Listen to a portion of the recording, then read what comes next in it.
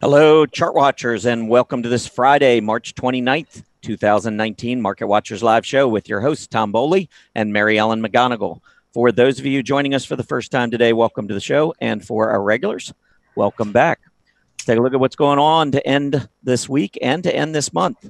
We have the Dow Jones Industrial Average up 125 points, the S&P 500 up 11, the NASDAQ up 40 points, trying to break above the highs that we saw earlier this week. The Russell 2000 so far failing at its moving average, coming down off the earlier highs, but still up 2 points. 10-year Treasury yield for only the third time in March, putting in a high from the previous day. So at least we're getting some short-term movement back to the upside in the 10-year Treasury yield. Volatility index continues to drift lower. This is a good sign for continuing bullish action. The industrials, technology, and healthcare leading to the upside today, both having strong days. You can see in particular industrials trying to take out that earlier reaction high in March.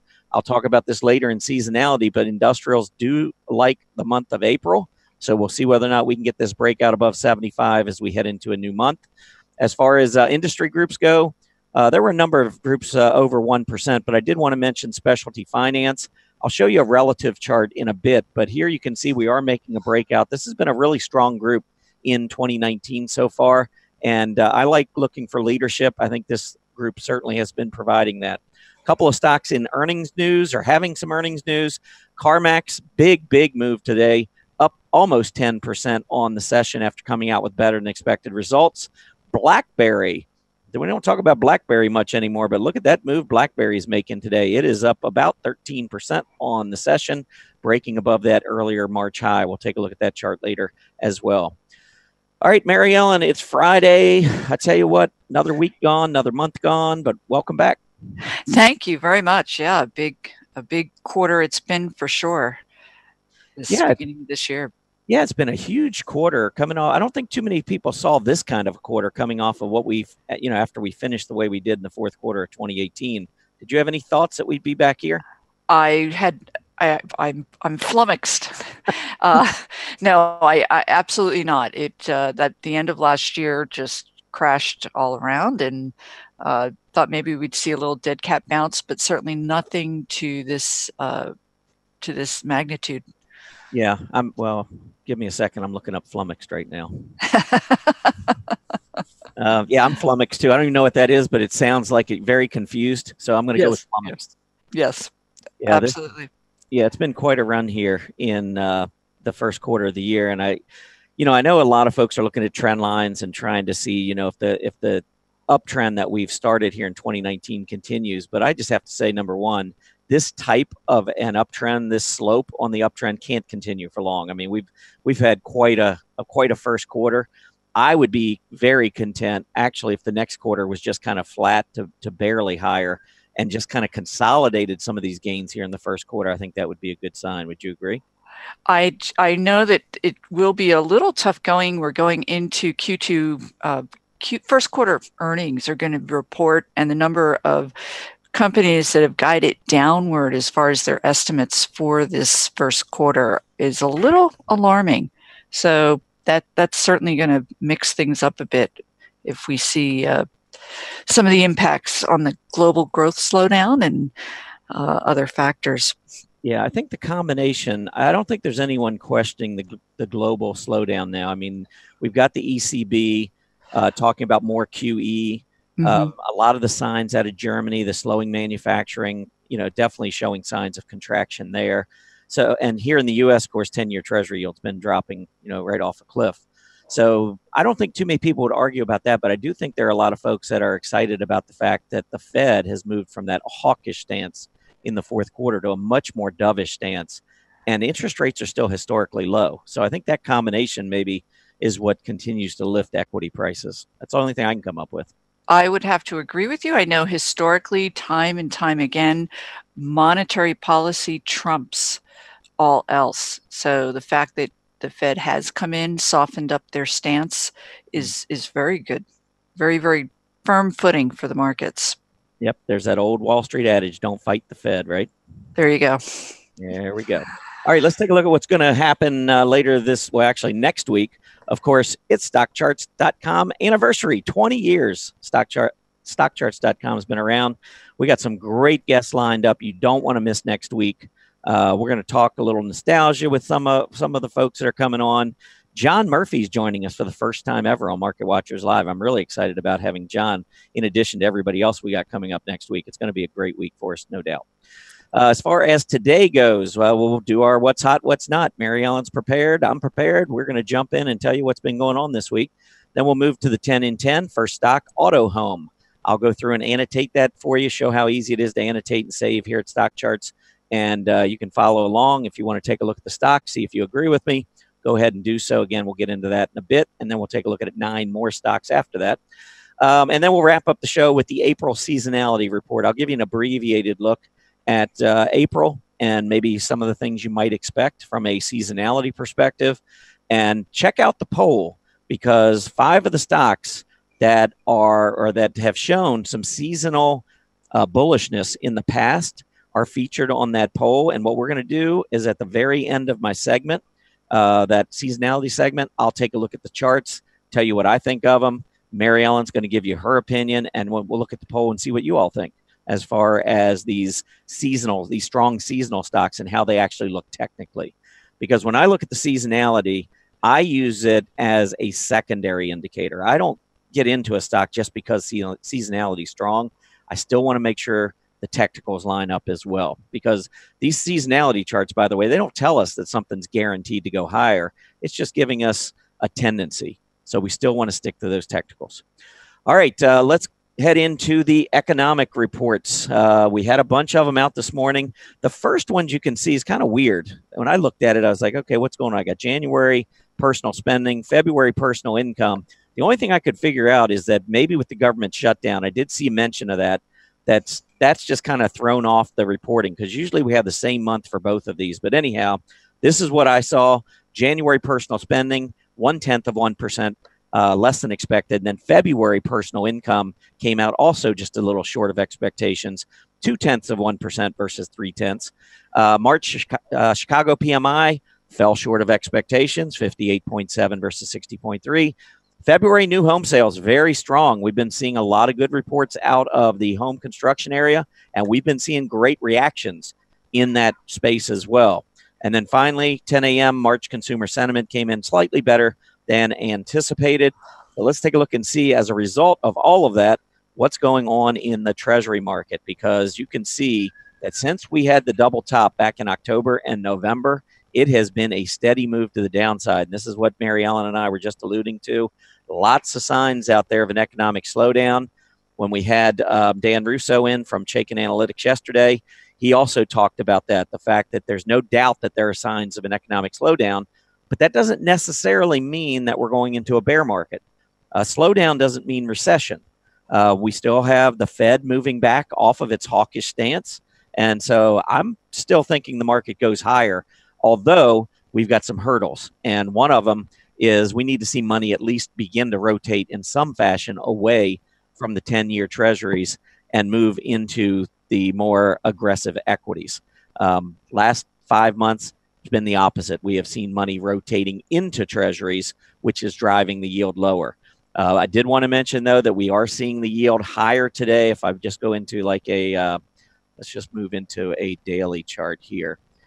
You can see that we are moving higher. And when we go back and look throughout the month, there were really only 2 days prior to today where we had any kind of meaningful move higher versus the prior day in the yield when I look at the highs.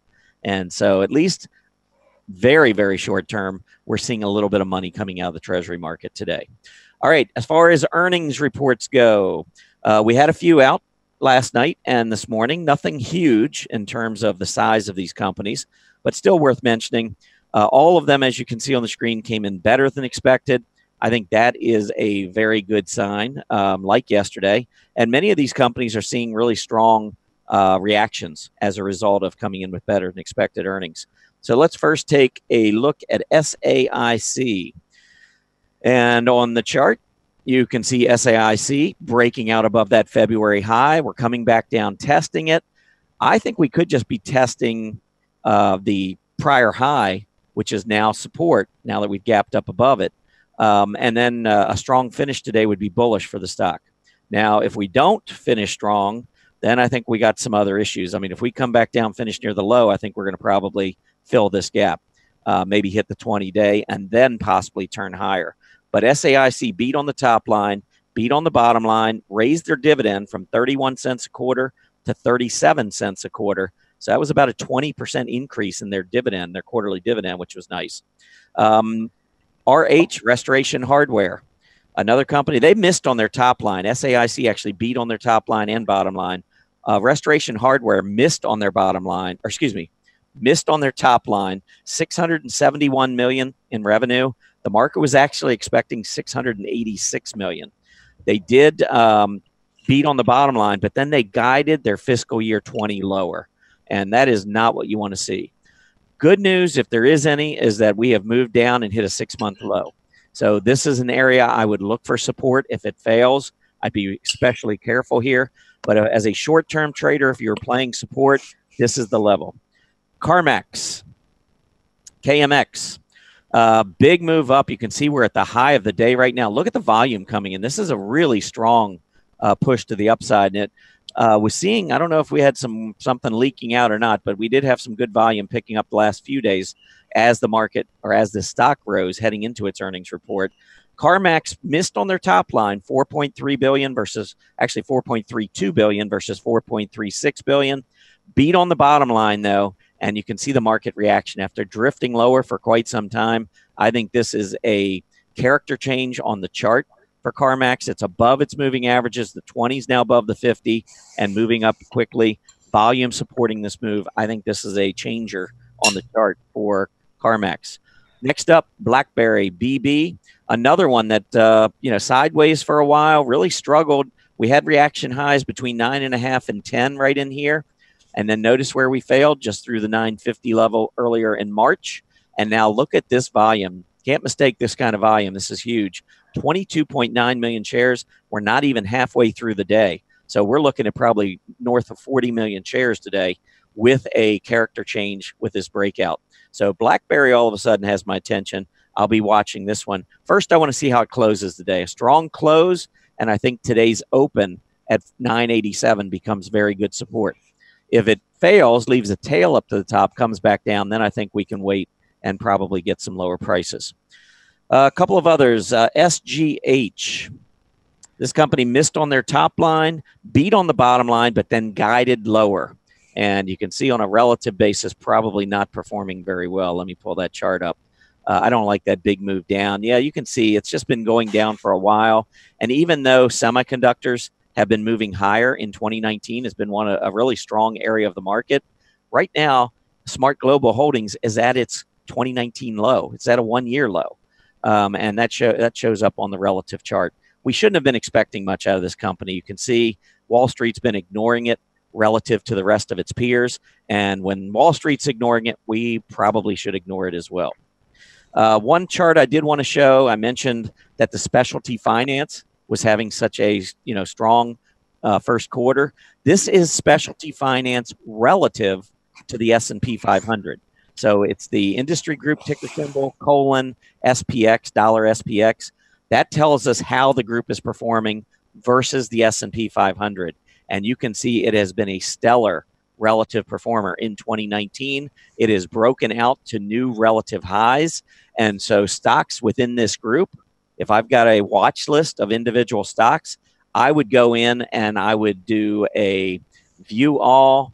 Of course, let me get a different thing here. Then we can go into the summary of that chart list, and you could type in specialty finance.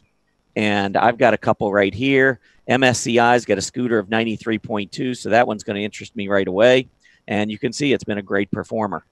Now, I don't know that I would chase it when it's so far above its moving averages, but this is something that I would consider given the strength that we're seeing in that group in 2019. Okay, Mary Ellen, I know you wanted to talk about some stocks that have taken hits and their prospects going forward. What do you have? Yeah, so what I thought I would do is go ahead and take us back a few years. We can take a look at a stock that had been a big winner. This is Netflix. We're looking at a daily price chart back into 2011, and the stock had been up 300% into July of 2011. They're whole new. They had taken, if any of you remember good old Blockbuster, Netflix knocked them out with their subscription-based videos where you can get them delivered to your home.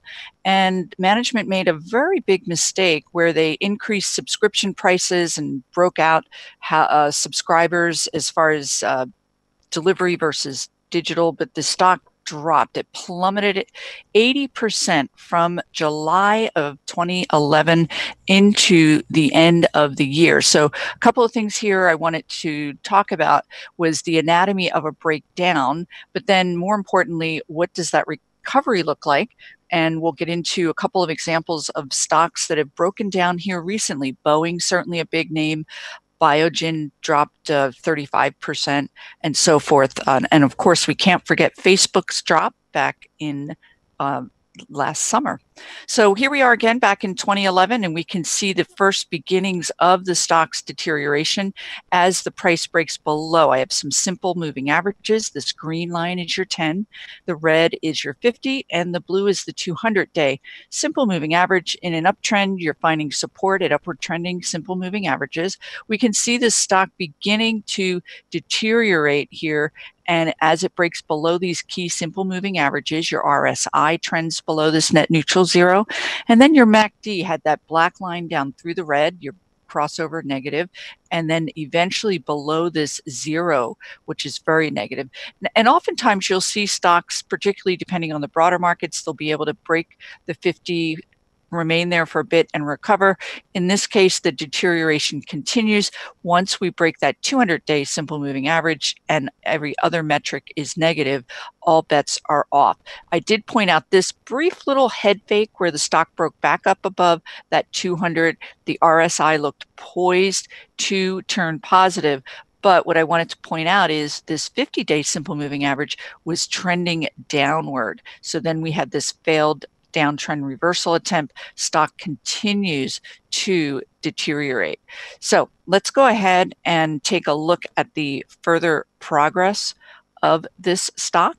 And what I'm pointing out to you here is as the stock, let me go ahead to a different view here. We're looking still at Netflix on the daily. And what I did want to point out to you is as the stock is beginning to reverse, what you want to key in on.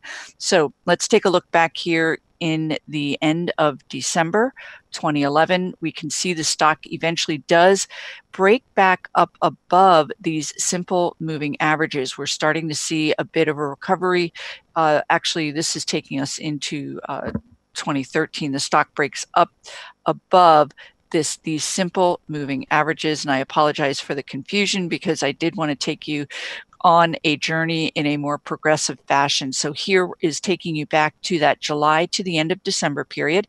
Beginning of 2012, the stock begins to potentially reverse. It breaks up above this 10-day and 50-day simple moving average. All looks well. This was an 80% advance during that January month. So this is a play that you can take for downtrend reversals. I'll cover more about that in a future time period. The longer term trend is certainly down, but you can certainly take advantage of these types of bounces. So as long as these longer term trends are down, these reversals are going to fail as they did here. Another attempt, this 200-day is closer, it fails. So what I wanted to point out to you here is the final real reversal where it has legs and it can continue to advance. And what we're looking at here is the price breaks above the 10-day, above the 50, and above the 200. So now we're above all of these simple moving averages. And I will tell you that is your key, that you are going to want to see before you know that that reversal is downtrend reversal is complete. So here we are, price above all of these simple moving averages. The stock advances, it gaps up on earnings, and it's off to the races. So that was that one key component that I wanted to share with you. So we have a minute here. I'm just going to pull up Biogen because that was a recent reversal. Actually, stock got hit because they pulled out of their Alzheimer trials, and I need to get a current chart. So let's do this. and we can see where the stock is now. So we can see it's gapped down well below any of these simple moving averages. So you very well may get a reversal up to this 10-day simple moving average before it may fail. But the bigger point is, very quickly, Facebook is the last one. We can see this is that gap down with their security compromise last August. Stock, again, attempting to reverse. We are going to need to see life above all of these key simple moving average, marry them with the other technical indicators for this stock to really be out of the woods. So we can leave it with that. All right, that sounds good. Yeah, I mean, some of these stocks, when they get hit like that, you know, they're very scary. And I definitely have to see a reversal, because sometimes when they first start, and I know when you showed that Netflix chart, it didn't go down 80% in 1 week. It took 6 months to do it. And it was like, you know, and one of the sayings I like to follow is in Wall Street is that, you know, there's only one, or there's never just one cockroach in the kitchen. And so a lot of times when these companies have a little bit of bad news, then all of a sudden they have a little bit more bad news. So until they start to look better technically, I think you got to stay away from them. Very good point. Yeah.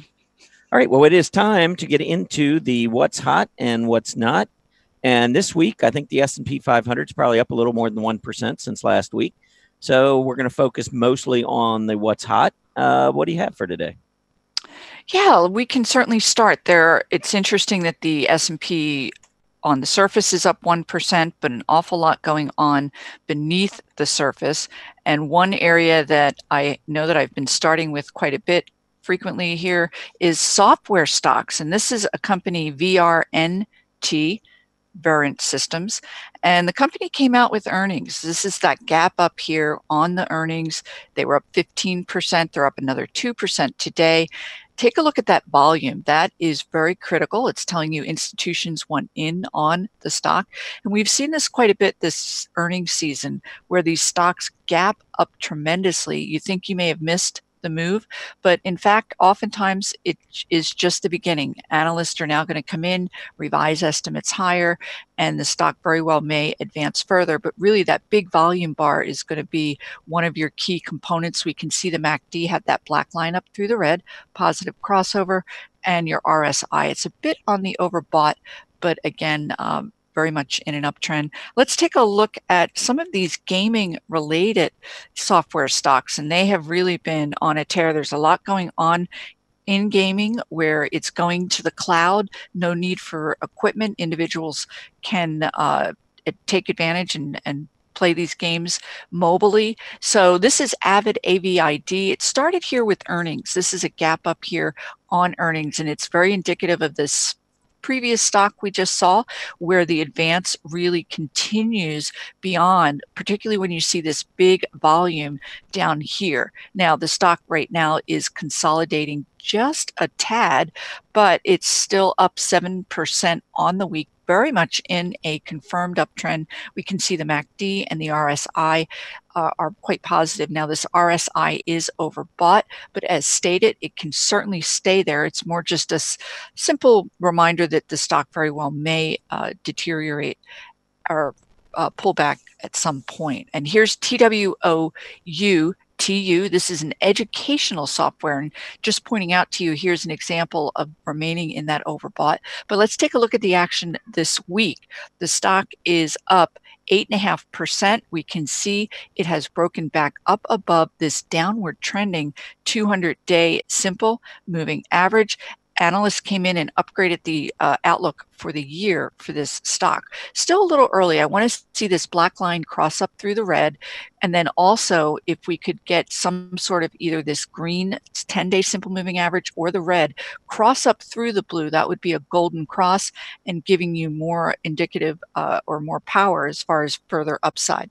Let's go ahead and move on. Health equipment is an area that has been a bit vibrant. I know a lot of healthcare got hit this week. We are going to cover that later, but these are specific equipment stocks. This is PRA Healthcare. The stock's up about 5% on the week. Analysts came out, revised estimates higher. These guys provide services to biotechnology industry so that they can do their clinical trials and so forth. But technically, let's take a look. The stock is breaking out of a 2-week base. We're not getting a lot of volume, but that RSI is certainly positive. I'd like to see this MACD trend upward a bit more. Let's take a look at one other name in this space. We can take a look at ICUI. And this particular company is a turnaround attempt. Analysts are raising earnings estimates, but we are definitely too early. I would not be a buyer. Your RSI has not turned positive yet, but more importantly, we need to get up above these simple moving averages, and your MACD is in negative territory. What I want to do is move on to consumer discretionary. That area has been on fire this week. Someone pulled the trigger, and this is the first stock is Lululemon. They gapped up yesterday 17%, all about the earnings. It's giving back just a bit today, but they reported 39% year-over-year earnings. Same source sales were up 16%. The company is going to be opening 20 to 30 new stores overseas, half of them in Asia, and they already are over there, but the analysts are raising estimates upward. This stock sure does look like it could easily go higher. Take a look at that volume. We can look at another retail apparel earnings related company. This is Shoe Carnival, SCVL. This one does not look as healthy. We can see this gap up. They reported. Here is what happened. They did report earnings, but they were lower year over year. And then also their same store sales, they were solid at about 5%. But we can see that the company is kind of faltering a bit after this gap up. It's not holding the gap up, and that is not healthy. And it has now broken back down below that 200-day. So I would not be a buyer of this one. DSW is one other in this space, but this one really is bottom fishing more than anything else. They came out with poor earnings, gapped down, and perhaps in line with Shoe Carnival, there were bottom fishers, but I would not be a buyer. Every single indicator here is down below zero, negative, and negative. And one other retailer that we can take a look at is AEO. This is American Eagle. This is another one, but it's simply what we are seeing within this industry group. No real news, not earnings related, but it's just gapping up in line with a number of other retailers. Okay. And yeah. Oh, were you done? No, I am finished. Yeah. Okay. All right. I am going to go ahead and go into a few areas that were hot this week as well. And I wanted to start off with industrials. And first, I just wanted to take a big picture look at the industrials, because I know a lot of folks have made points that the industrials haven't really been performing well, especially transports and so forth. And for the most part, that's true. But I want you just to realize that the longer term relative strength of industrials is still okay versus the S&P 500. And during a bull market, which I think we're still part of a secular bull market, we want to make sure that the trend stays intact within the aggressive areas of the market. So the industrials had a really nice week last week. You can see, first of all, that you see a little bit of relative strength here. That's the prior week where we've seen industrials leading. Another way to take a look at this would be, and I'm going to go in, I'll look at Ryder in just a minute, but let's pull up. Yeah, I wanted to go in. First of all, here's the 1 week chart. So you can see industrials leading over the course of the last week. So this has been the main driver behind the S&P 500 moving higher. And if we go within industrials, the three areas I want to focus on: transportation services, railroads, and business support services.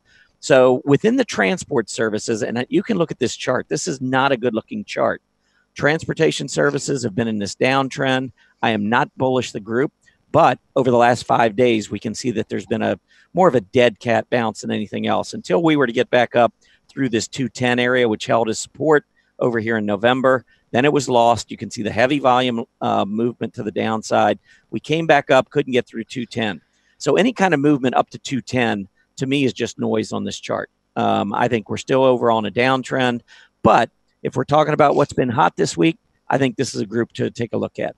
So which stocks have been strong within this space? Radiant Logistics is one, and this has been a pretty good performer. I'm going to pull this up on a relative chart so that you can see this. But here is Radiant. The group, here's the group. I just showed you that chart of not doing very well, but look at what Radiant has been doing while its group has been lagging, and look at the volume. There's a lot of accumulation here. The only thing that's holding this stock back is its group. If more and more money were to rotate into transportation services, I think you'd have one of the better stocks in the market. Even with a weak group, you can see that RLGT has been a huge outperformer versus its peers, and as a result, it's been an outperformer versus the S&P 500, even though its group has been so weak. So I think these are the kinds of stocks that I would certainly want to keep an eye on. If I was going to trade a stock in the transportation services area, it would be one similar to RLGT. All right, next up, let's look at Echo. Now, whoops. Echo, on the other hand, when you look at a stock like this one, not every stock is going to look like the one I just showed you. In fact, since it's in a very weak group, many of the stocks are going to be weak. They just happen to have a really strong 5-day period. And that's what happened here with Echo. So Echo is $23 down here near this support area, and it has moved up a couple of bucks. So on a percentage basis, it's had a really nice week. But look at the volume. See the difference between what's going on in this stock versus what we just looked at on Radiant? Radiant's got a lot of volume coming in. The stock looks robust, like it wants to break out again. This stock just looks like it's going for the dead cat bounce with the overall group. The group bounces, this one bounces, light volume. This is the kind of stock I would not be interested in on a bounce. Another one, XPO Logistics. Another one, downtrend. Couple of huge moves down with heavy volume, rising back up on much lighter volume, and getting close to this reaction high after the gap down. XPO, not interested. Ryder. Ryder's on my strong earnings chart list. It actually did come out with some pretty good earnings, pulls back, holds the area of the breakout, starting to move back higher again. I do like this one better, and you can see that in the relative strength. So the stock's been pretty strong. It's actually moved off the bottom versus the S&P 500, but the group is holding Ryder back. There's no doubt about it. Let's move on to railroads. Let's pull up the railroad chart. Show you that first. I know transports have been weak, but railroads have not been weak. We've had a beautiful start to 2019, consolidating the gains. We're trying to make a breakout, haven't made it yet, so perhaps we're going to pull back. But railroads have had a really good week, and this is another one. If you look at this chart, you can see up 4% over the last week in this group. And so if we can get that breakout, obviously that would be very bullish. Let's take a look at a couple of the railroad stocks. NSC, I'm just going to go through a couple here real quick. Norfolk Southern, beautiful move up here back in January, February, sideways consolidation, nice flag. Just made the breakout yesterday, and look at the volume pickup. So I think NSC looks good. CSX, another one I think that looks pretty strong, trying to make a breakout, not there yet, but holding that rising 20-day moving average. And over the past 2.5 months, you can see really strengthening relative to its peers and on the verge of a breakout versus the S&P 500.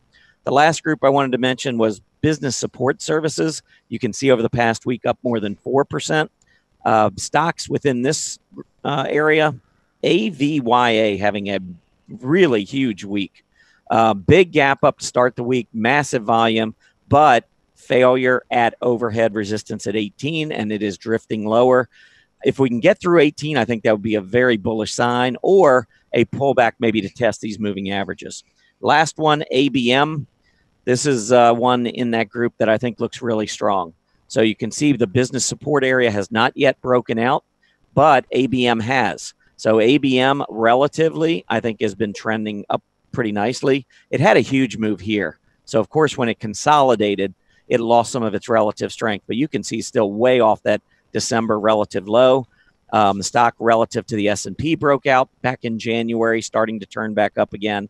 And you can see business support services having a very strong first quarter. So if I was looking at these two stocks, AVYA or ABM, to me, it looks like ABM is the better play, at least until we get that breakout on the AVYA. Okay, Mary Ellen, I know you got some more hot stocks to wrap it up on this side of it. I do. I'm just having, my I can't seem to grasp to share the screen. So until then, I'll just, oh, here we are. I'll just make some comments. It's very good to see these transportation stocks come back because, of course, as the Dow transportation theory goes, we like to see the need for these rails and truckers the need for them to transport goods implies an improving economy. So that's a good thing. Yeah, and the railroads too. I just wanted to mention, really, that's the only area. I mean, truckers are not too bad. Airline has gotten hit very hard, but I think part of that is the crude oil prices rising. But go ahead. That's right. Yeah, so let's move on. It's all about the consumer. Earlier, I was talking about some of those retailers. I'm going to move into some of these retail restaurant stocks. This is Wendy's, and the stock's up about 8% this week. And I got to say, I could not find any kind of news that's driving this move. They did come out with a new product, but I can't imagine it's that revolutionary. It's a Caesar salad. But what we're looking at here is the stock continuing to gap up. Take a look at this RSI trending upward. So really, it's reversing this downtrend. I talk about the need to move up above these simple moving averages. We've seen that getting very good volume. We had the MACD black line up through the red, poised to go up above this 0. And also, we are breaking out of a 2-month base, the stock right here at about 18. So a lot of positive technical action going on. Let's take a look at another stock within the restaurant space, and that is DPZ. This is Domino's Pizza, and it's very much trying to turn around. We have this gap down here on earnings. It's attempting to reverse. They're launching an in-vehicle ordering app later this year. It's going to be put into millions of vehicles, and you can order pizza right from your car. Domino's is known as the tech leader. They have a lot of innovative voice recognition ordering and so forth.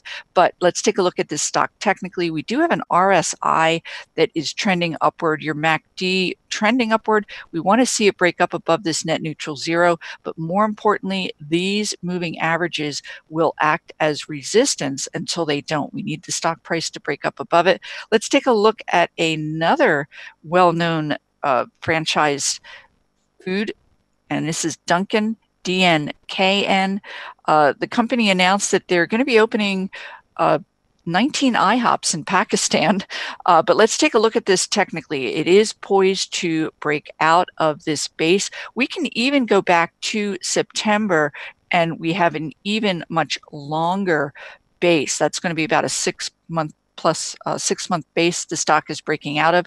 Take a look at the volume, very significant. RSI is positive, MACD is positive, and I'll tell you, the longer your base that a stock breaks out of, the longer your potential advance out of that base. So one last one we can take a quick look at in the restaurant space is Shake Shack. And this is SHAK is the ticker symbol. It's up about 7% on the week. They're adding new locations at a furious pace. Analysts like that. The stock has broken up above this 200-day simple moving average, potentially in an uptrend as long as the stock finds support at an upward trending 10-day simple moving average. RSI is positive. MACD is positive as well. And I'm going to move on to the consumer staple food space.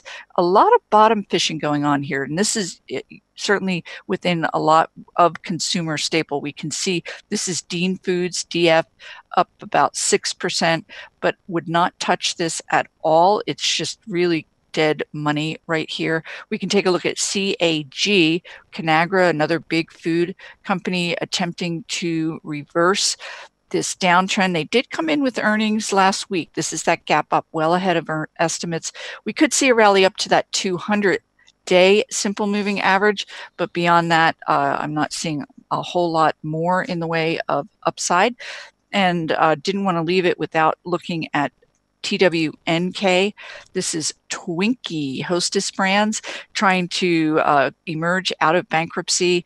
The company management did guide higher for the year after reporting earnings last month. A little sleepy looking, does not look super potential as far as the upside potential.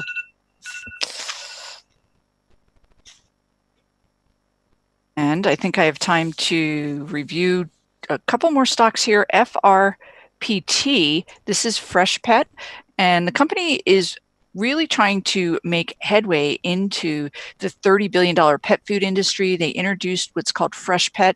It's fresh refrigerated food for dogs and cats. And we can see it is getting hit today. It's down about 4%. So really it's only flat for the week, but more importantly, outside of today's action was very much in a confirmed uptrend.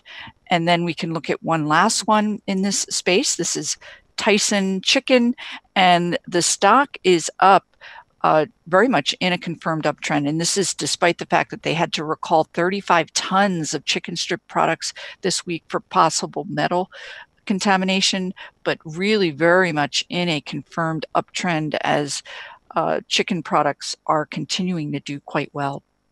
Mary Ellen, I got a question for you, because you always are on top of all the fundamental information. And I saw some reports earlier this week talking about, and I'm going to look at these charts in just a second, but the mobile telecommunications group got hit pretty good this week. And of course, Sprint and T-Mobile are attempting to merge.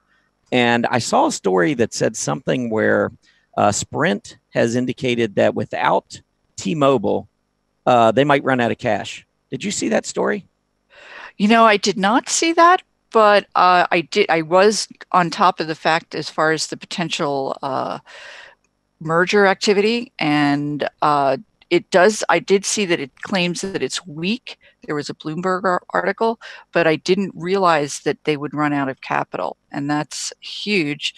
Interestingly, the stock is not really reflecting that, but wow.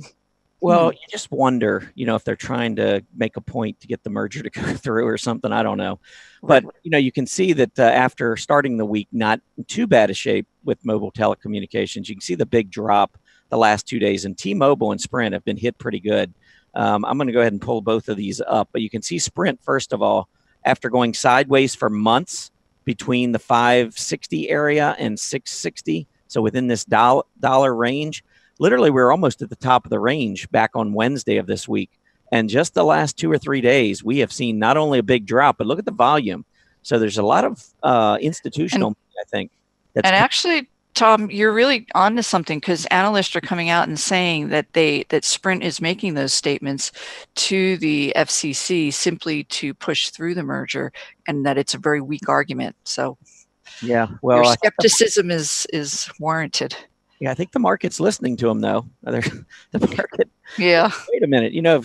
That's probably not a good thing to say unless you really mean it, because if I'm holding the stock and you say, well, if the deal doesn't go through, I don't know if we can make it, I'm going to sell. I'm right. Down and wait, see if you get that deal to go through. Oh my. But anyhow, there's Sprint, and of course, T-Mobile. And I owned T-Mobile not that long ago, and I got out last week mostly because the overall market, I was just concerned about the negative divergences, and so I ended up getting out before the stock took this hit. And I mentioned yesterday that if it held $70 on the close, because I felt like there was some pretty good support around 70. So I thought, if we left the tail down there around 69 and we came back up and closed above 70, I actually was thinking about getting into the stock. But you can see with the heavy volume breakdown, I didn't want any parts of it. And it has continued moving lower, although it's not to the same extent that we've seen with Sprint. But T-Mobile didn't come out and say that they might not make it if the deal didn't go through either. So anyway, those two definitely weak. Also, MBT, which is, I think, mobile telecom, also having a really rough week this week, or mobile telesystem, sorry. The stock had gotten up to about 840 a little over a week ago. Now it's down to 760, and also volume really coming into this stock. We want to watch support here. Another group that is struggling or has struggled over the course of the last week, media agencies. The DJUSAV, you can see dropping, tried to get through. We have tried on multiple occasions to get through the 605, 610 area. Once again, failed. Now we're back down challenging the support from 2019, which is more along the lines of about 560. Whether we hold here is another story.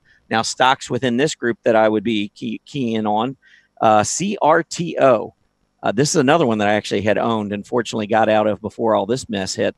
But I think this one reported, or at least I saw a report, that about 50% of their revenues come from Google Chrome. And there are questions about whether or not Google Chrome is going to be using CRTO going forward. And so that has resulted in a huge move down this week for CRTO. Another one in this space, though, that has pulled back this week, and I think this could potentially be an opportunity, is LiveRamp Holdings. You can see the last 5 days going from $63 down to $54. And I looked at this on a weekly basis, and I see a nice uptrend in play, a breakout above about $52. And we're coming back down maybe to test the area of the breakout on the weekly chart. So I think sometimes you get these breakdowns and it's bad news. Other times these pullbacks can be very good news if you're looking for entry. And then the final group I had was the internet space. Internets definitely have not participated this week to the upside, but we had moved up, challenged recent highs, and I think the group overall still looks good. I think we're just simply seeing a pullback. A couple of stocks within the group struggling. We've got the meat group breaking down on a closing basis below 520, which we had not seen for quite a while. I would be a little careful here until we can get back up and reclaim that 20-day moving average. Interactive Corp, IAC. This one has a pretty nice pattern in play, I think. Nice uptrend, cup. I would have liked to have seen the handle hold at the 20-day, but maybe what we've got simply is more sideways consolidation. 205 looks like a pretty good support area here. Google, of course, had a really nice run. It's pulled back. I think it's just profit taking. I would be a buyer of Google at this level. And then finally, Netflix, last one. You mentioned it earlier, Mary Ellen. It got up to 380. So it's had a nice run here in 2019. It's pulled back, but it's sitting on the 50-day moving average. We got some price support just below that. It's another one, I think, along with Google, that probably looks pretty good here. What's not stocks do you have this week? Yeah, there are two areas that we absolutely have to touch on before we leave this segment. The first is going to be healthcare related, insurance stocks, as well as healthcare products. On Tuesday of this week, the Justice Department said that it stood with a Texas District Court's December decision that the Affordable Care Act is unconstitutional, essentially agreeing that the entire law should be struck down. Now, of course, those in the know think that the Affordable Care Act will not be struck down, but that didn't stop stocks from getting hit. This is ABMD, a biomed stock, is dropping. Let's go. I'm going to, because we don't have a lot of time, I wanted to pull up a couple of these product stocks that would actually, their potential revenue source would go down. This is EXAS. It's good to see that it's recovering.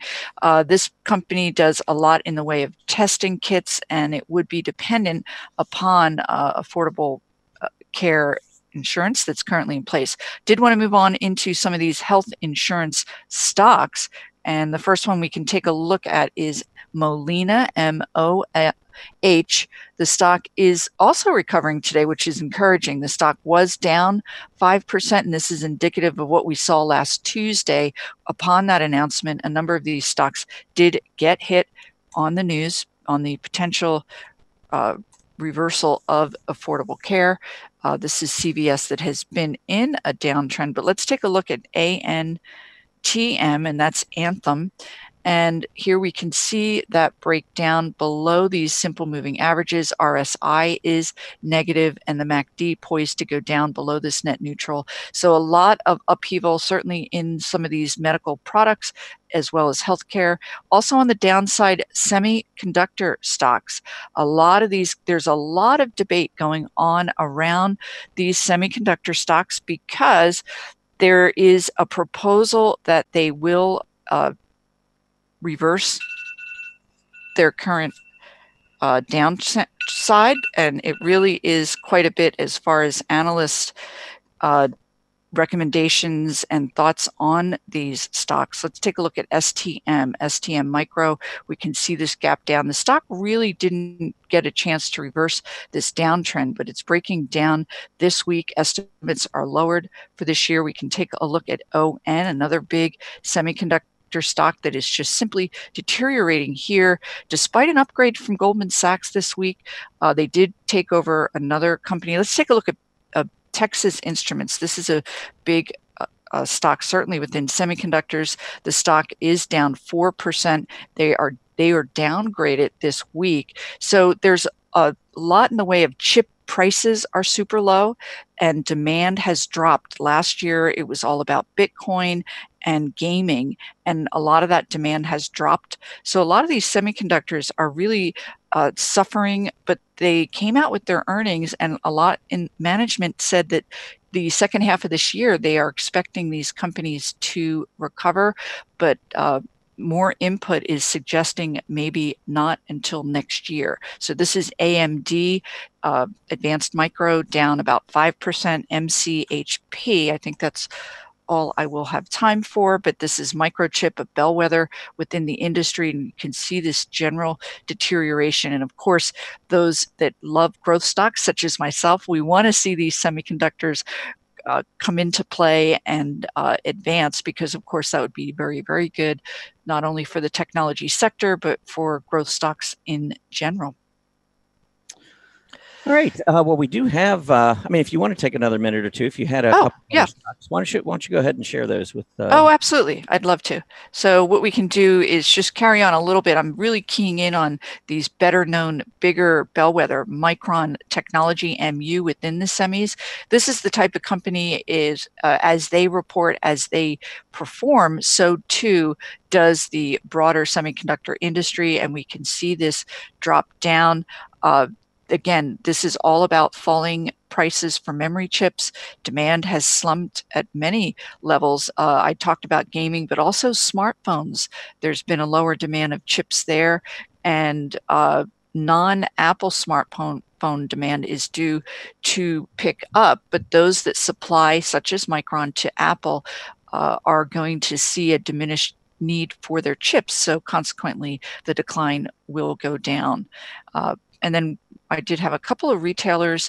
This is OSTK, Overstock, which is continuing to be in this deteriorating phase. This is a company that put all their eggs into the Bitcoin apple. They were one of the first retailers to accept Bitcoin as payment.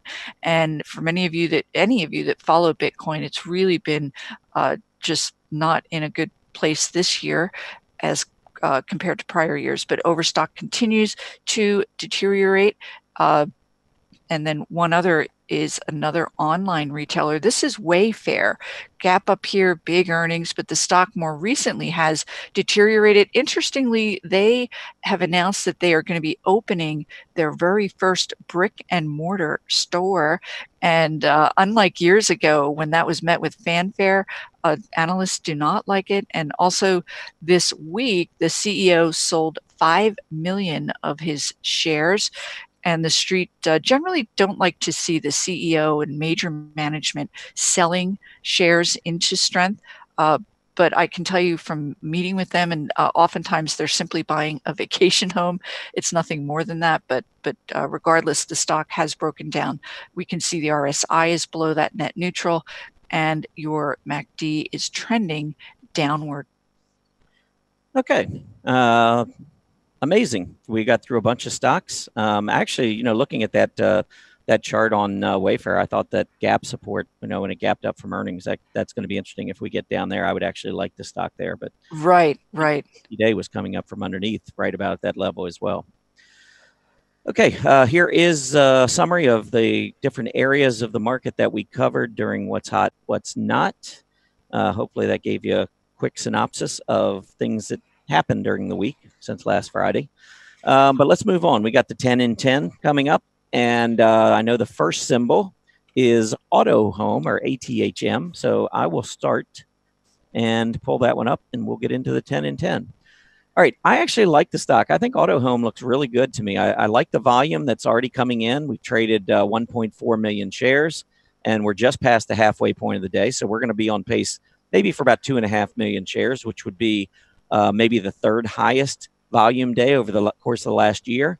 And with that heavy volume, we're getting a triple top breakout. Actually, quadruple top, we go back here. So I think this is a big level to be taking out with heavy volume. On a relative basis, you can see the blue arrow right there marks this relative breakout versus its peers. And also, we are now breaking out on a relative basis versus the S&P 500 to a multi-month high. The only thing bad is that its peers have been underperforming the S&P 500 for about the last 4 months. So the way I always treat something like this, if I have a stock that I really like, but it's in a group that's been underperforming, I just want to make sure I keep my stop in play. So here on this breakout, I think first the support level at 95, I'd like to see that hold, but certainly the combination of that price support and the rising 20-day moving average. I think one or both of those need to hold as we go forward. If you lose both of them, I would be very nervous because, again, the overall group is not in favor. But this stock itself individually, I think, looks really good, and that volume confirming it. Unless we see a big reversal, if we go back down and close at 94 today, it's going to be a completely opposite assessment here. I would not like that false breakout with a long tail coming back down. In fact, that to me would reek of distribution. So I would be real careful in that case. But looking at what we got so far today, this looks pretty bullish to me on ATHM. Very good. And then Array, ARRY. Yeah, this is on my strong earnings chart list, so I'm pretty familiar with this stock. I think it's looking pretty good relative to the biotechs. I don't think there's any question that it's one of the best biotech stocks out there. Also, the volume. If there's one concern, is that as it's making its way back up, you can see the volume has been dwindling. The stock ran from $13 to 20, almost 25, so a near double since that December 24th low. So if anything, maybe the stock just needs some consolidation for a period of time. So overall, I like the stock. If biotechs were to regain favor, I think you have one of the better ones right here. But I would be watching maybe a couple of support levels. I'm going to say this 21-22 area on a pullback. I'd really like to see that hold as we go forward. But other than that, I think you got a nice, a good winner here in the biotech space. Very good. The next one is Aurora, ACB.TO. All right, cannabis. Let's see what we got. Yeah, I really like that. I like yesterday's candle a lot. We just talked about how we look at turning points and some of the things that we look for. Well, a hammer reversing candle at gap support at the rising 20-day moving average. Yesterday's candle was very bullish. I would have certainly anticipated a move higher today. We're up 3.6%. I believe we'll most likely make a run. Let me go ahead and put it on a different chart here. I think we're going to make a run back for that earlier March high, back at around about 13.5. So in the near term, I believe we're in a range. So that would be the short-term resistance. But when we get the big gap up with heavy volume, and this is what I talk about a lot, I don't look for a stock necessarily to go down to the bottom of the gap. Instead, a lot of times when you gap up and you keep going higher, like this did for the next 3 or 4 days, when you get a pullback, many times the top of gap support holds. And that's what we saw yesterday, holding the 20-day, holding gap support, and now we move higher. I think ACB looks pretty good. Very good. And then we have YETI. Yeti. Yeah. I own one. Oh. Yeah, not the cooler though. I think the cooler's kind of cool, but I've just got the mug or whatever. But yeah, this is a company that's been on fire. Back at the December low was down 12 and change, just hit 34 and change yesterday. So we were talking about that big move on Array going up almost twice. I mean, almost a double. This is almost a triple. So Yeti has been on fire literally to the upside. Now, to the downside, I see a couple of areas to watch because we have had a big move. It's going to be volatile. If you don't like volatility, I would stay away from the stock. It was over 34 yesterday at the high. Today, it hit a low of 28 and change. That will tell you how fast the stock can move. I think you probably got some really good support. I'm going to say the first support is going to be price in 20-day, just around the 28 level, maybe just below. But I think the bigger one is this price breakout here at about 25.90, 25.80. If we do go below the 20-day, I would expect buyers to show back up near that $26 level. And we have MTRN next. All right, MTRN. All right, Materion Corp. Don't know this company. I'm going to pull up on a relative chart and just see what's going on here. It is in the industrial machinery space. Nice move up here on increasing volume. First thing that stands out to me is many days the stock trades under 100,000 shares. So for me, I would immediately toss it. I don't like trading stocks that don't have a lot of volume just because they can be manipulated much more easily, or they could have bigger bid-ask spreads when they're not as liquid. So I just find them more difficult to trade. A couple things that I would watch for, though. The group is broken out and is holding price support right here. So there was your high. back in the beginning of December. We pulled back, we broke out. Look at the double bottom here, right at support. So the first thing I want to make sure is that we hold that support and eventually make this breakout. That would certainly help the stock. Now that we've carved out a recent low here and we're turning back to the upside, I think this is the trading range on the stock. If we go back below 54.5 or so, I think we could go all the way back down to this level, which is the top of gap support. I don't want to follow it back down that far, so I would watch it closely. But for me, I would avoid it simply because of the lack of liquidity. Very good. The next one is FF, Future Fuel. All right, Future Fuel, another one with not a whole lot of volume. But I can tell you, even if it had volume, I'm not a fan. I think the market goes higher, so I'm looking only on the long side. I'm looking for outperformers. This is a stock that completely fell out of bed here over this past 2 or 3 weeks here, second half of March. And so the selling began at about 1740 on this gap down. And look at the volume. Now, again, it's an illiquid stock, but it's traded over 700,000 shares, and that was the heaviest volume day of the year. And it has continued moving lower. So you could argue that we got some support here. Yes, we do. But when you got a stock downtrending on heavy volume, I think support is only there possibly temporarily. I'd be really careful if it loses that 1290 level to the downside. Very good. Then we have MXL, Max Linear. All right. Yeah, I think this one could be on my strong earnings. That one sounds familiar. Yeah, I would think so. Yeah, and yeah, definitely big move to the upside. I think the support has been holding, and actually, I think this may have been one of my setups, either this past week or the week. It probably would have been this week. I know I looked at it, but that 24 level was one that I was looking at as a key support area on the stock in the near term, because after moving up and breaking out above these prior tops, we've really had no pullback until this right here. The selling kicked in, we got down to about $24, and then the buyers returned. So you know that's where the demand kicked back in again. I would even say that here on this heavy volume day, we had moved lower intraday down to about 23, and then we saw the buyers come back in. So I think these are the two key support levels, and you got the 50-day moving average coming up right underneath. So I would be a fan of accumulating in the 23, 24 range. If I'm already in, what I want to see is volume increase and get a close above $26. Very good. I think we talked about this one earlier, is RH. All right. Yeah. Restoration Hardware came out with their earnings. Not good. The overall home improvement group, you can see actually making a breakout, but with the not so great news and certainly the not so great reaction here, I would not have any interest whatsoever in the stock. Bottom feeders, I guess you can be looking for that 105, 104, 105 area. I think I mentioned that earlier. It certainly could bounce from here.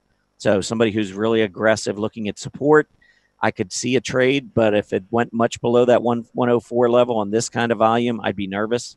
So I would keep a tight stop, but I'm not a fan here. Very good. And MOV is that last ticker. All right. I think I'm only showing this as being the 9th. Huh. I thought NVIDIA was on the list. Is NVIDIA? Did I not say NVIDIA? It is on the list. Yeah, I didn't go over NVIDIA. I thought I saw that one. Forgive me. No, that's fine. We'll take a look at NVIDIA in just a second. But let's see. Movado Group. I mentioned this one yesterday. It's in the clothing and accessories area. 3 really strong reports came out yesterday in that space, and we saw a breakout in the group. I actually think this pullback is an opportunity. Stock went up on 1.25 million shares from 30-something up to 40. We've come back down, went just below. A really aggressive trade here, in my opinion, would be to buy it here and to get out if we go back down below the earlier low today, with an eye on returning back up to that 40 level. So that would be an aggressive trade. I'm not in that. So, you know, if you do get in, actually, I didn't finish annotating. If you do get in, you know, do it at your own risk, obviously. But I do like the fact that the clothing and accessories group broke out yesterday on an absolute basis. It is getting better. I want to see it break out on a relative basis. versus the S&P. This is a group that was really strong previously, and then we hit that second half of 2018 where we really struggled. And now the group's starting to come back again. And some of those earnings reports, I think, took the market by surprise yesterday. It was Lululemon, PVH Corp, and Movado. Those were the three that had big reactions. And look at the volume coming in on that push to the upside. So all of a sudden, did all those buyers just go away? Probably not. I think there's probably a little bit of market maker manipulation taking place today. So I actually think the pullback is an opportunity. Now, if we go back down and go below the, I'm going to put the support area somewhere in here prior, and then the breakdown, resistance, we got close, maybe even draw another line there. So, I mean, maybe you could give it a little bit more room, 35 and a half, 35 and a quarter, but I wouldn't give it a whole lot of room, because if it fails at this area, then I think you could be looking at a possible fill. I don't believe it's going to happen, though. I expect we'll probably turn back to the upside here. And then the last one we'll do is NVIDIA. NVIDIA. We will NVDA. Yep.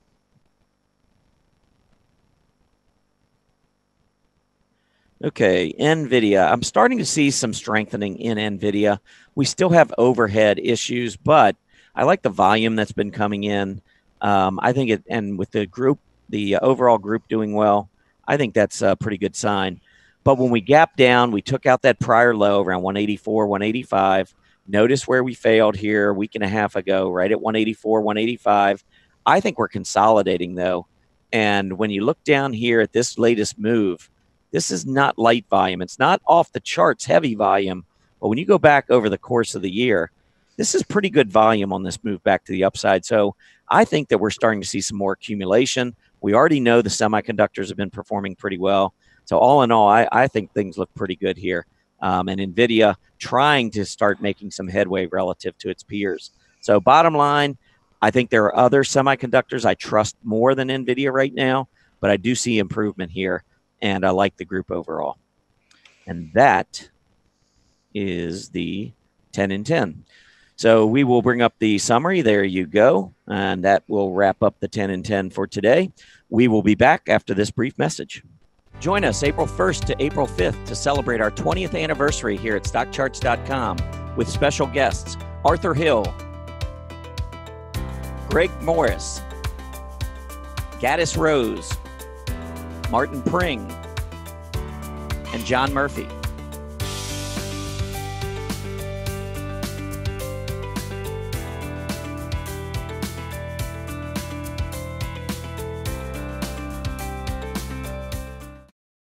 Okay, welcome back, everybody. Let's get another market update. You can see right here, we continue to trend higher today. We got the Dow Jones Industrial Average currently up 144 points.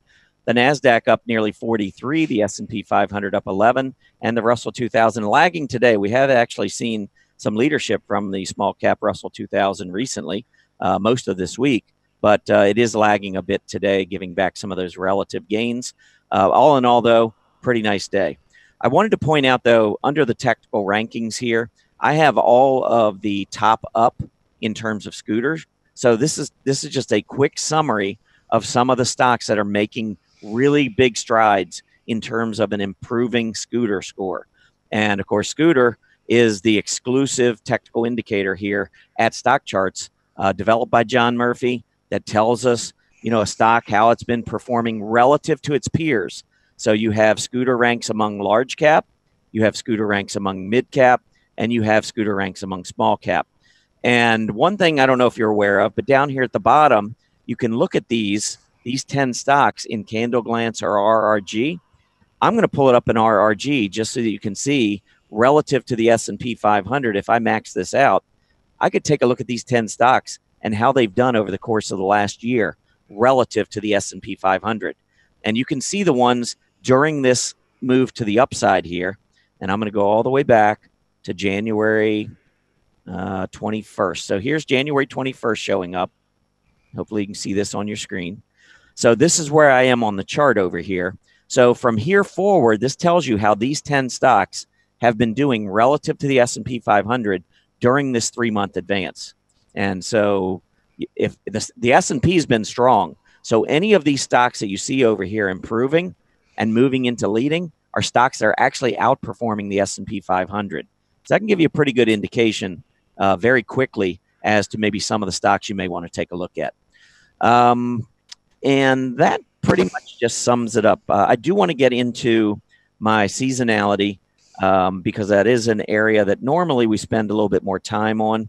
But I'm going to do an abbreviated version of it today and just give you some highlights as to some of the things you might expect as we move into April. So the first thing I would do is I'm going to start with the S&P 500. You can just look at the chart while I give you some of these stats. The S&P 500 since 1950 has averaged or has produced average annualized returns of 16.86% during the month of April. Keep in mind that the S&P 500 has averaged going up about 9% a year since 1950. So the fact that April has produced 16.86% tells you that it is a pretty strong month, nearly doubling the production throughout the rest of the year on average. So that ranks April as the third best calendar month of the year for the S&P 500. It trails both November and December. Other than that, it is the best performing month of the year besides those two. So we're heading in to a seasonal strong period. April tends to be very strong seasonally. The NASDAQ since 1971 ranks fourth. April performance ranks fourth out of the 12 months, rising 16.04%. And then the small cap Russell 2000 since 1987, the Russell 2000 has averaged moving up 14.89%. That's the annualized return, 14.89% in the month of April, and that ranks fifth of the 12 calendar months. Now, notable periods within April, and I think this is important because I've talked about pre-earnings run-ups before. April 1st to April 18th on the S&P 500 has produced annualized returns of 28.28%, more than triple that 9% average on the S&P 500. So there is no doubt a tendency, a pretty strong tendency for the stock market to go higher April 1st to April 18th. Does that mean it goes up every year during that period? No, it does not. Does it mean it goes up every day during that period? Of course not. So don't read too much into this. There is a significant tendency for the S&P 500 to go higher over the next few weeks, and I think that's worth noting. So April 1st to the 18th, we have that annualized return of 28.28%. April 19th through the 30th, the annualized return drops to 2.23%. So there's no doubt that the first 60% of April is the strongest 60%, or is the strongest portion of April. The NASDAQ, I do want to mention that on the NASDAQ, April 13th and 14th are very bearish. And they're also negative on the S&P as well.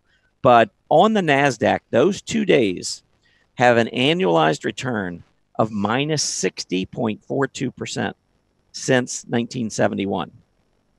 Now, before you start marking your calendar to exit every stock position you have on April 12th, keep in mind that this covers probably about 60 calendar days since 1971. Remember, the 13th and 14th sometimes fall on Saturday and Sunday, and we're only talking about 2 days out of an entire year. So these are not huge sample sizes, but it's worth noting. And the reason I note it is that we are going in, 13th and 14th is right before the tax filing deadline. So it kind of makes sense that maybe some folks are liquidating some tax positions or some stock positions in order to cover their taxes on the 15th. So I'm just throwing it out there, whether you pay any attention to that or not, whether it means anything to you, you be the judge. These are just actual numbers that I have calculated over the years. All right, let's talk about the individual sectors. And I'm going to go over some of the sectors that tend to perform really well in April. Energy, financials, and industrials are the three that tend to lead during the month of April. Now, we go into the month, and you can see the XLE has just been kind of going sideways, really underperforming, mostly because we've been having a strong dollar.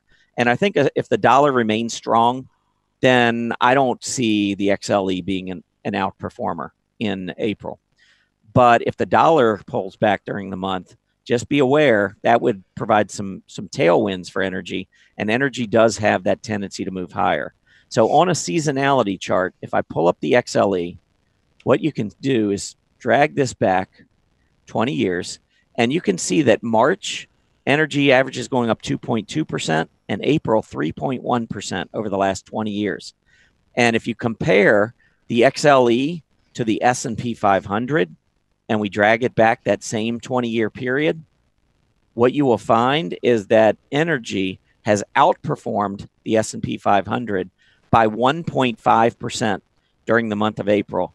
The only other month that's even close is February. You can see that the first half of the year tends to be a sweet spot for energy relative to the S&P, whereas the second half of the year, we tend to struggle. Not quite sure why that occurs. And I pay more attention to these seasonal patterns if they make sense. So I don't really understand why that would be the case. But you can see on a relative basis, energy definitely has a higher tendency to outperform the S&P 500 as we work our way from January through April. Just wanted to mention it. Now, as far as a couple of other areas, if I pull up the financials, you will also see that financials relative to the S&P 500, they only go up 47% of the time versus the S&P. In other words, they only outperform 47% of the time, but they average gaining 1% more over the last 20 years in April than the S&P 500. And that tops every other month here in terms of average outperformance. So I think financials are worth mentioning. And then finally, industrials. And this is a group that I'm actually favoring quite a bit right now. I think that the industrials, when you look back, you can see on a relative basis, we do outperform by 0.9%. The only month that's better, and it's by a wide margin, is November, 1.8%. That industrials outperform the S&P 500. But this 0.9% is still pretty significant, I think, statistically. And so this is a group that I think we want to be aware of. So which areas of the market tend to lag in April? Technology. And technology has been pretty strong. It's been one of the strongest, and I think might be the strongest year to date. But look at April and June. May's not too bad, but April and June, in terms of percentage basis, the XLK tends to underperform the S&P 500 most of the time. So that doesn't have me feeling particularly strong. It's really the fourth quarter. When we get into October, you can see tremendous outperformance by technology in October. April, not so much. So keep that in mind as we go forward. Doesn't mean I wouldn't trade technology stocks. I think we still have technology stocks that are outperforming and will continue to outperform. But just be aware that the tendency is that money tends to rotate into other areas. And then finally, the consumer staples. I mentioned earlier that April tends to be a good month for the market. Well, anytime we have good months for the market, the tendency is for defensive areas of the market to underperform, to lag. And you can see that's the case here in April. Not a particularly good month for consumer staple stocks. And so this is an area that maybe if the market continues moving higher and breaks out, we may see the XLP begin to lag again and follow its seasonal tendencies. All right, I'm going to go into some individual stocks that have pretty strong seasonal tendencies in April. Before I do that, I want you to be aware, and I'm going to go back out to my dashboard because I have a chart list that has the Dow Jones components in it. And what I do here sometimes is if you bring up a chart list, you can view it in seasonality form. Now, you'd have to go back. It's defaults on each one of these to 5 years. So you do have to drag this over to get an extended period. But you can see what Apple, for instance, has done over the last 20 years.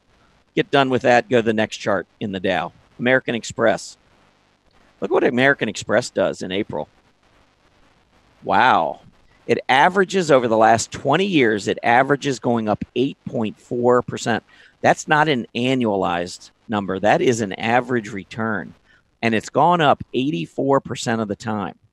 And if we want to compare it to, say, the S&P 500, we can do it by just comparing it here. Whoops, that was not what I wanted to do. Maybe I have to do it on the other chart. But I think you can see that it's going to be a relative outperformer without a doubt. The fact that it has gone, gone up on average 8.4% the month of April, and you've got 84% of April's where it's gone higher. That's a chart that I would be interested in looking at based on the seasonality. So AXP has been good. I'm not going to go through all 30 Dow stocks because we don't have time. But what I can tell you is that Boeing is actually, maybe I can go ahead and do it this way. Let's try this. Nope, still wants to go the next. Let me pull up Boeing and look at the chart. I mean, obviously we know Boeing's been under pressure, but if we pull up the seasonality on Boeing and we drag it back 20 years, look at April for Boeing. Average is going up almost 4%, or excuse me, almost 5% in the month of April. That's the best month of the year for Boeing, and it's gone up 84% of April's. So I'm not going to be a fan based on the chart right now, but if we get a move through that 20-day moving average, all of a sudden, knowing that seasonality is stronger, I might be more interested in it with a tight stop on a close back below the 20-day. So that's something to maybe just keep in mind. Some of these stocks that have been beaten up, if they do have strong seasonal patterns and we get a breakout, it's something to kind of keep an eye on. Let's take a look at Visa, because Visa, from a seasonality perspective, like American Express, Visa also very strong. And the strength is really February, March, and April. And May is not bad as well. So you could really go through these 4 months. But April, average 5.8% return. So in the poll that we gave you, and you got time to go answer it. We're going to bring the poll up here in about 4 minutes or so. But there were a few stocks that I listed that these are stocks on the S&P 500 that tend to do pretty well this time of the year. And you can see that Align Technologies in April averages going up 10.7% just in the month of April over the last 20 years. Booking, and I've mentioned Booking several times, even though it did come out with an less than stellar earnings report recently and gap lower, it loves the first half of the year. And April is its best month, averaging going up 8.4%. Then we've got Corvo, which is QRVO. And when we look at the seasonality here over the last 20 years, it's only gone up about half the months. But obviously when it goes up strong because it's averaged going up 7.5% over the last 20 Aprils. Two more, Tesla. And Tesla was hitting support recently. This one was kind of had my attention. But look at April and May and June. Those 3 months, Tesla averages going up. Now, this is only over the last 10 years. Doesn't have as long a track record. But those 3 months combined are averaging well over 30% per year. April, May, June. And, of course, Monday starts April. So Tesla is very interesting from a seasonal perspective. And then NetEase. NetEase, you can see April and May. Look at these 2 months, 15.5% April and May, averaging going higher over the last 20 years. So what do these charts look like? And I'm just going to bring these 5 up. Align, starting to see more strength. And if we do it on a relative basis, you can see that its overall medical supply group has been downtrending relative to the S&P. So, yes, the stock's not bad. It's been strengthening. If we lose the 20-day, though, I think I'd be out just because I don't like what's going on with the medical supplies group. Then we go to Booking. Booking, here's your gap down. We've been trying to get through the 20-day and overhead resistance. Until I see this stock close over about 1790, I'm not interested. It's been in a downtrend. Yes, I know the seasonal pattern, but I don't want to trade a stock that's in a downtrend. QRVO. QRVO trending higher in the semiconductor space, but it has not been one of the better semis. So personally, I think there are better places out there. If I was getting in, Again, I'd keep a tight stop because if we lose the support, I would want to be in a different semi. Tesla, mentioned the support area. We could go back here. If you go back and look at a further chart going back, 250, 260 is really good support. And you can see we just tested that, trying to get back up through the 20-day. Tesla's got my interest, but you can see the downtrend's been on heavy volume. Still need to get through that 20-day. And then the last one, and as soon as I get done, I'm going to ask Mary Ellen to give us her opinion on these stocks as well. And then we'll pull up the poll. But NetEase, it is in the internet space. You can see internet has been rising.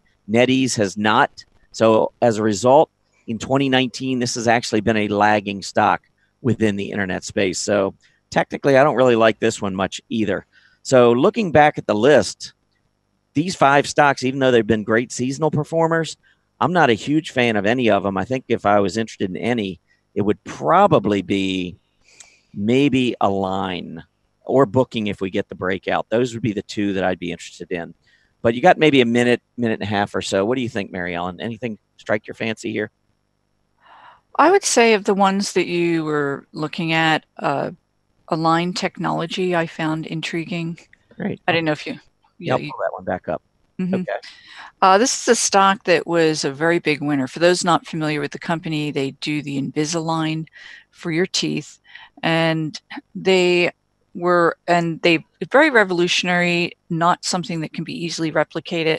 Stock came out a lot in the way of growth, and they're really kind of turning around here more recently. They're expanding over in Europe. There's a lot more in the way of growth prospects. They had a bit of a hiccup with the lawsuit, but they seem to be back on track. So I would look for that stock to break back up above that 200-day simple moving average if it can continue to form the right side of that base. Analysts are raising estimates higher. So of those would be my choice. Okay, certainly. Well, we both mentioned Align, and I had mentioned Booking if it could get that breakout. Those would be 2 that I would be considering, and those are the top 2 on the poll, as you can see on the screen there. Oh, see? We have yep, a highly intelligent audience. Or else they're just going to follow us right off the cliff, one or the other. Yeah, I thought it was interesting. Tesla, the lowest one, what do you think of Elon Musk and all the tweets and everything that he does? Do you have any personal opinions about how he manages that company? He's the Mad Hatter. Yeah, obviously he's someone that needs to be reined in a bit. And I know the FCC, there are certain agencies that are just absolutely unbelievable to them that he is ignoring. They have meetings and requests that he, as far as his Twitters, that he pull back, and he's just doing his own thing. I know a lot of really sound companies have maverick leadership, but he does seem to be a little beyond that. Yeah, he definitely goes by the beat of different drummers, no doubt about it. And having been in public accounting for a while and audited, I used to audit companies, and I was involved in public companies as well. The SEC is pretty strict with a lot of its rules, and I'm sure they probably wake up in the morning and they're just like, "Oh my gosh, what did he just tweet? What's going on here?" But anyhow, he should have his phone taken away and be grounded. Yeah, no doubt about it. That is true for sure. All right, here you've got the upcoming schedule. I just want to mention also, we're really excited about next week. I hope everybody can join us next week. We've got a great group coming in, including John Murphy for the first time on Market Watchers Live. I'm so excited for next week.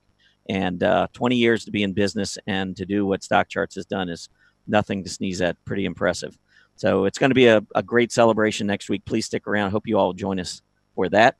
I do want to thank all of you for being with us today. Please remember to complete the survey as you exit. As a quick reminder, Market Watchers Live airs 5 days a week, Mondays through Fridays, from noon to 1:30 p.m. Eastern Standard Time. Have a great Friday afternoon, everyone. Enjoy your weekend. Be safe, and we will see you back here to start off April. Happy trading.